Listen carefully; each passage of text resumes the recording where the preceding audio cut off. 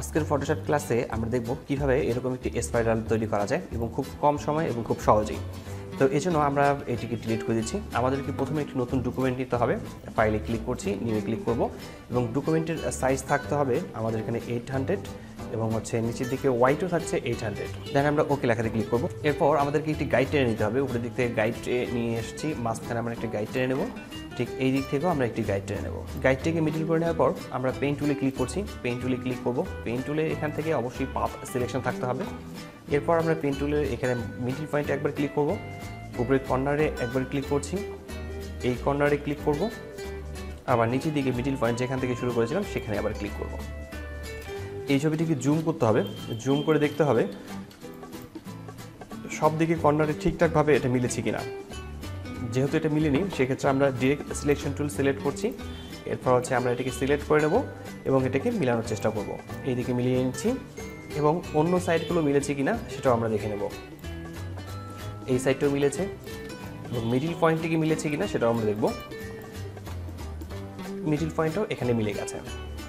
এখন আমাদের কাজ হচ্ছে এটাকে শেপে কনভার্ট করা। শেপে কনভার্ট করার জন্য আমরা আবারও পেইন্ট টুলে ক্লিক করছি, পেইন্ট টুলে ক্লিক করার পর শেপে ক্লিক করব। শেপে ক্লিক করলে এটি শেপ চলে আসবে। এরপর এই যে সিলেকশনটি আছে এই সিলেকশনটিকে মূলত এখান থেকে রিমুভ করতে হবে। এই জন্য আমরা পেইন্ট টুলে ক্লিক করছি, পেইন্ট টুলে ক্লিক করার পর কন্ট্রোল প্রেস করে আমরা যদি এখানে ক্লিক করি তাহলে এর সিলেকশনটা এখান থেকে উঠে যাবে। তো এর মূলত কালার চেঞ্জ করতে হবে।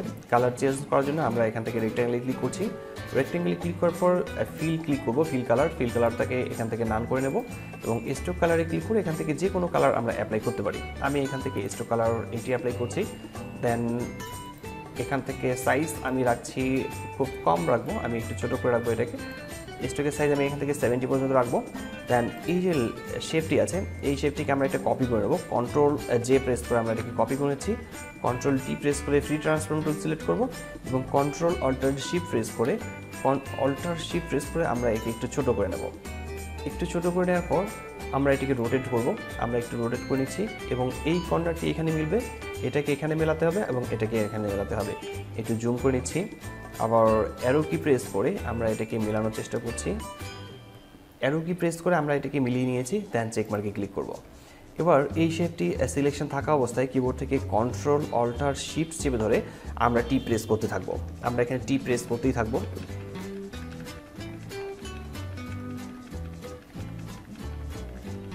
আমরা এখানে টি প্রেস করছিলাম অনেকবার এবং আমি এটাকে জুম করে নিচ্ছি এবং এটার সিলেকশন আছে এই জন্য আমি পেইন্ট টুলে ক্লিক করব। পেইন্ট টুলে ক্লিক করার পর কন্ট্রোল প্রেস করে এখানে ক্লিক করলে এর সিলেকশনটি উঠে যাবে।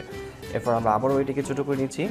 তো এই দুইটি শেপকে সিলেক্ট করে নেওয়ার পর গ্রুপ করে নিতে হবে। কন্ট্রোল জি প্রেস করে গ্রুপ করে নিচ্ছি। গ্রুপ করে নেওয়ার পর এই গ্রুপটাকে আমরা একটা কপি করে নেব। আবার এই গ্রুপটাকে সিলেকশন রেখে কন্ট্রোল জে প্রেস করে আমরা একটা কপি করব। কন্ট্রোল টি প্রেস করব।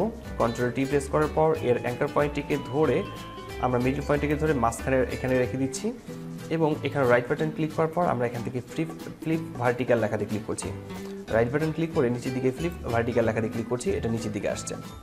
এরপর চেক মার্কে ক্লিক করব। এই গ্রুপটাকে আরও একটি কপি করে নেব। গ্রুপ সিলেকশন থাকা অবস্থায় কন্ট্রোল জে প্রেস করে কপি করে নিচ্ছি এবং কন্ট্রোল টি প্রেস করে সিলেক্ট করব। এর পয়েন্টটিকে মাঝখান থেকে ধরে এখানে নিয়ে এসে রাখবো। রাইট বাটন ক্লিক করছি এবং রোটেট এখান থেকে 90 ডিগ্রি CCWতে ক্লিক করছি। আবার চেক মার্কে ক্লিক করব। এবার এই গ্রুপটাকে আবারও সিলেক্ট করা অবস্থাতে আমরা কন্ট্রোল জে প্রেস করে কপি করে নেব। কিবোর্ড থেকে কন্ট্রোল প্রেস করে টি প্রেস করব এবং মাঝখানের এই পয়েন্টারটিকে ড্র্যাগ করে ধরে এখানে মিডিল পয়েন্টে নিয়ে আসছি। রাইট বাটন ক্লিক করব। এরপর এখান থেকে ফ্লিপ হরিজন্টালি ক্লিক করব, তাহলে এটা এই দিকে আসছে। তো এরপর আমি চেক মার্কে ক্লিক করছি। চেক মার্কে ক্লিক করার পর এই সবগুলো গ্রুপকে আবার সিলেক্ট করে নেওয়ার পর আবারও একটি গ্রুপ করে নেব। এই গ্রুপটাতে এখন যদি আমরা এখানে ডাবল ক্লিক করি, ডাবল ক্লিক করার পর আমরা এখান থেকে পাচ্ছি গ্রেডিয়েন্ট ওভারলে, এখানে ক্লিক করব। এরপর আমরা চাইলে এখানে গ্রেডিয়েন্ট ব্যবহার করতে পারি। এখান থেকে যে কোনো গ্রেডিয়েন্ট আপনারা ব্যবহার করতে পারেন। যেমন আমি এখান থেকে এই গ্রেডিয়েন্টটি ব্যবহার করছি, দেন ওকে লেখাতে ক্লিক করছি। এখন কিবোর্ড থেকে কন্ট্রোল প্রেস করে এইচ প্রেস করে এর গাইডটাকে আমরা এখান থেকে উঠিয়ে দেব। দিচ্ছি। তো ঠিক এভাবে আমরা খুব কম সময়ে আমরা যদি স্পাইরাল ইফেক্ট তৈরি করতে চাই খুব সহজে আমরা তৈরি করতে পারবো। আশা করি বিষয়টি বুঝতে পেরেছেন। কোথাও সমস্যা হলে কমেন্ট বক্সে কমেন্ট করে জানাতে পারেন, আমি প্রতিটি কমেন্টে রিপ্লাই করি। আজকের টিউটোরিয়ালটি এখানে শেষ করছি। দেখা হচ্ছে ফটোশপের নতুন কোনো টিউটোরিয়ালে। ততক্ষণ পর্যন্ত ভালো থাকবেন, সুস্থ থাকবেন। ধন্যবাদ সবাইকে। আল্লাহ হাফেজ।